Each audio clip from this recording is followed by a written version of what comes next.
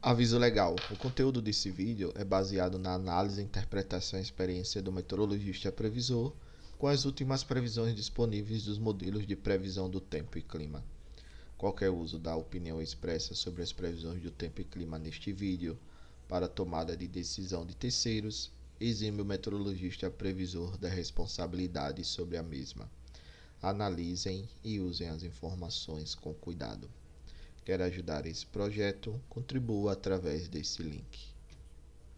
Olá pessoal, vamos dar uma olhada agora nas previsões de hoje do dia 7 de 1 de 2021.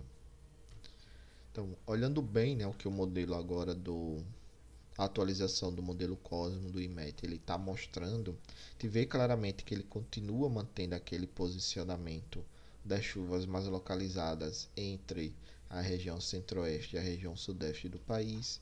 E a gente vê também que aparentemente ele começa a mostrar melhor uma configuração aí do que pode vir a se tornar umas ACAS lá depois do dia 15, uma zona de convergência do Atlântico Sul. Como o modelo do IMET ele tem um horizonte máximo de 7 dias, então a gente está hoje, do dia 7, fazendo um acumulado até aproximadamente o dia 14. Então o que a gente nota claramente é que aparentemente ele já começa a mostrar essa configuração clássica aí de umas ACAS. Claro que nesse primeiro momento a gente tem esse sinal ainda, e esse sinal está persistindo ao longo de 3 dias consecutivos, então a chance de ocorrência desse fenômeno ela aumenta bastante. Agora o grande porém é qual vai ser realmente a intensidade da chuva que ela vai trazer para a região onde vai atuar. Então as ACAS, normalmente ela tem uma componente aqui que vem, uma convergência de umidade que ela vem desde aqui a região da Amazônia até a região sudeste do país. A gente vê que essa componente ela está realmente aqui tendo uma tendência a se formar e pode vir a se configurar lá no início da segunda quinzena de janeiro.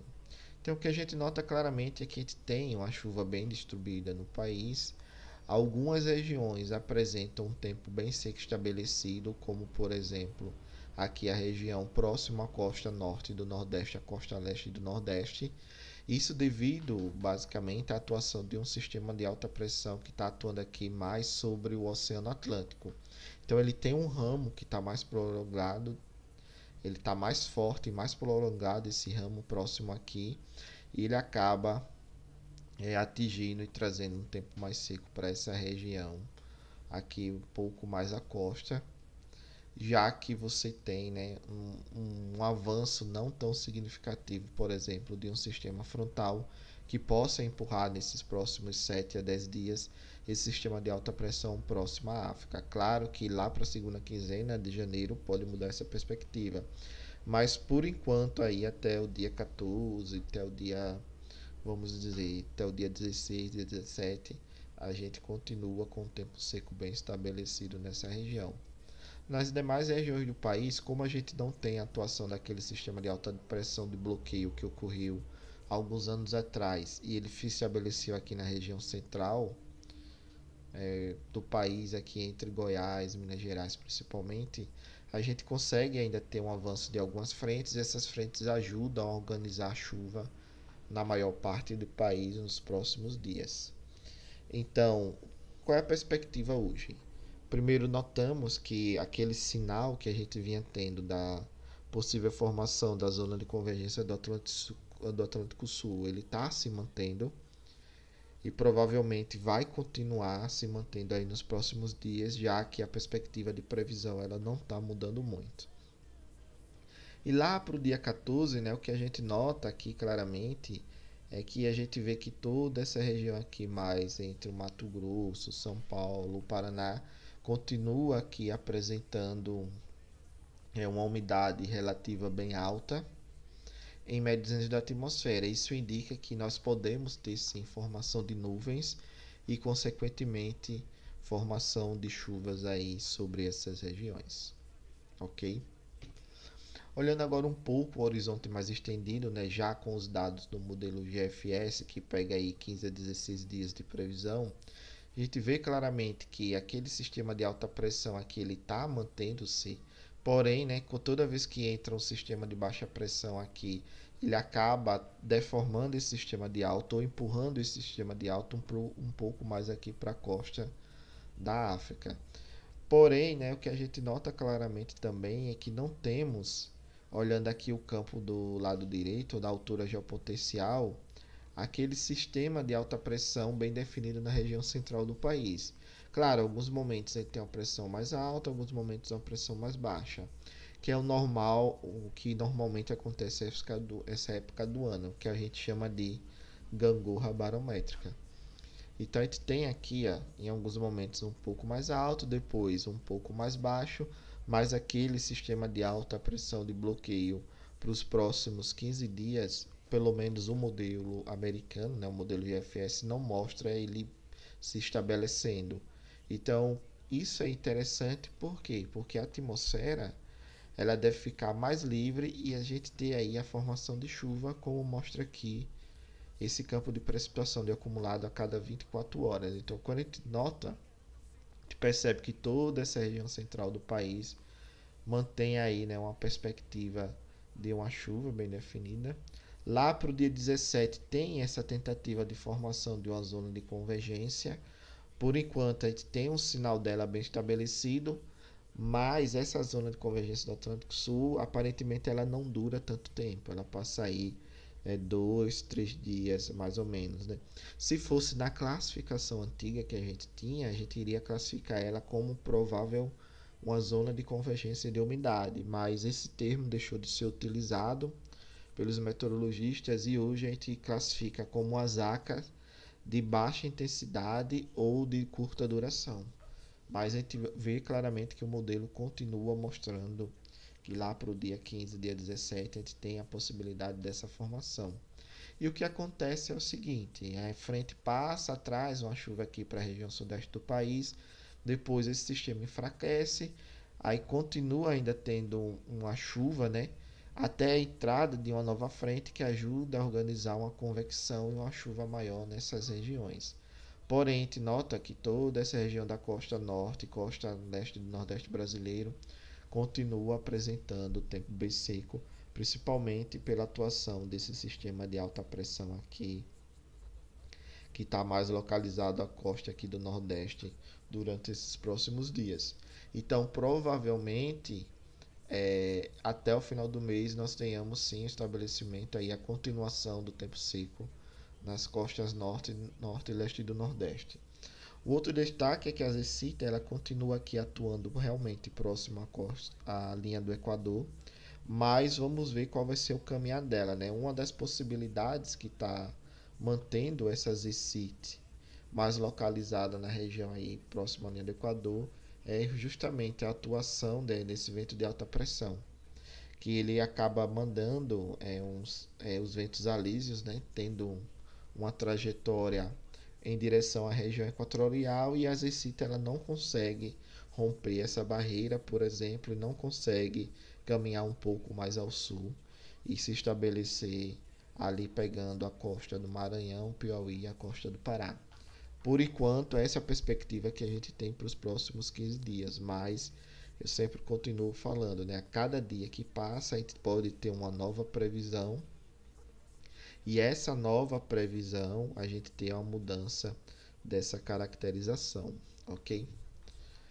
Olhando também agora a questão da temperatura, o que a gente vê claramente é que nós temos temperaturas em alguns momentos mais elevadas e em alguns momentos mais baixas, com relação ao normal climatológica, mas na média do período nós devemos ter temperaturas dentro realmente da normal climática para essa época do ano, né? Então não devemos ter, por exemplo, uma onda de calor muito forte ou uma onda de frio muito forte, pelo menos no horizonte da previsão de hoje para os próximos 15 a 16 dias. E isso é interessante por quê? Porque não devemos ter interferência na projeção de carga no consumo de energia elétrica do país.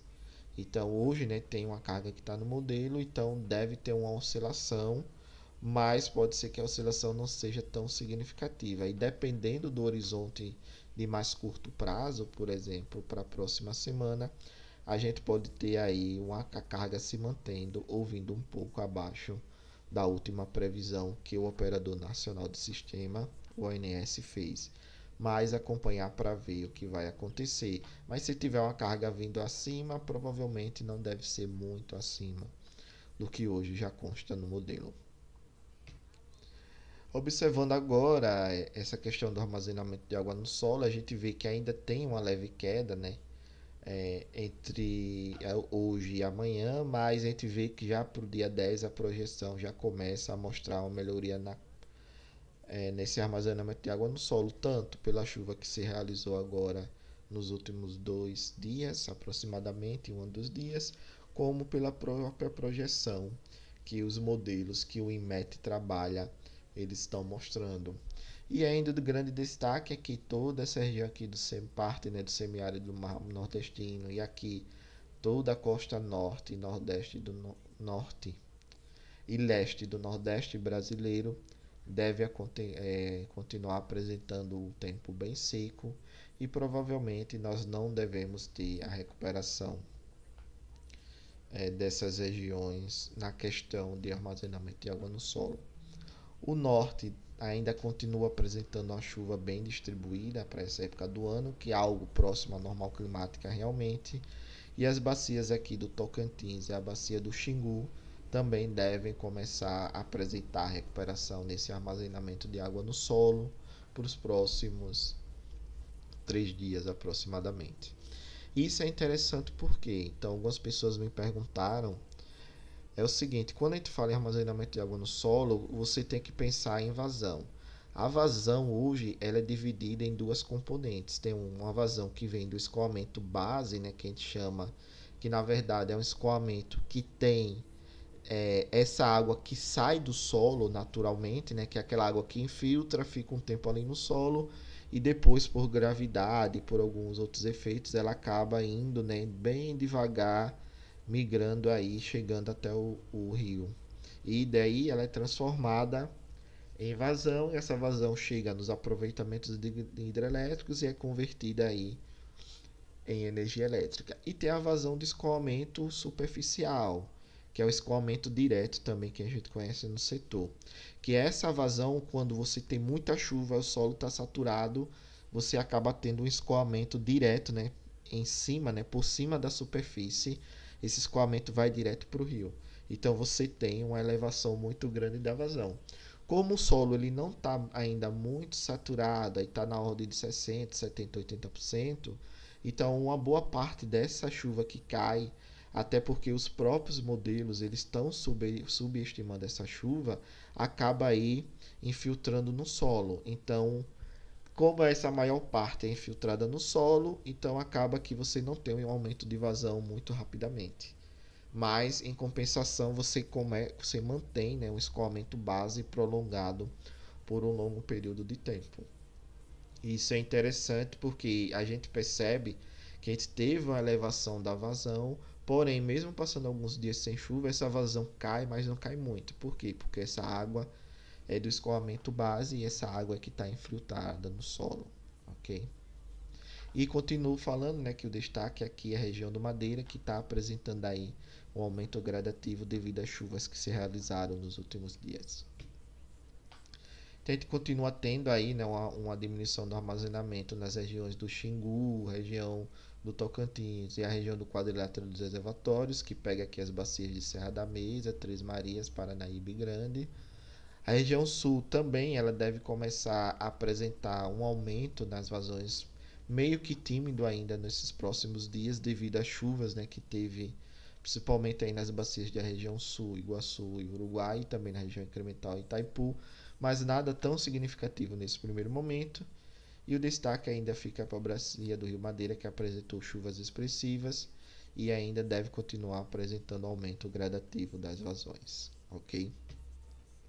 E olhando bem agora a questão dos modelos que o ONS mostra, a gente vê, né, que ele continua mantendo aqui tanto o SMWF como o modelo GEFS. SMWF é o modelo europeu e o GEFS é o modelo americano.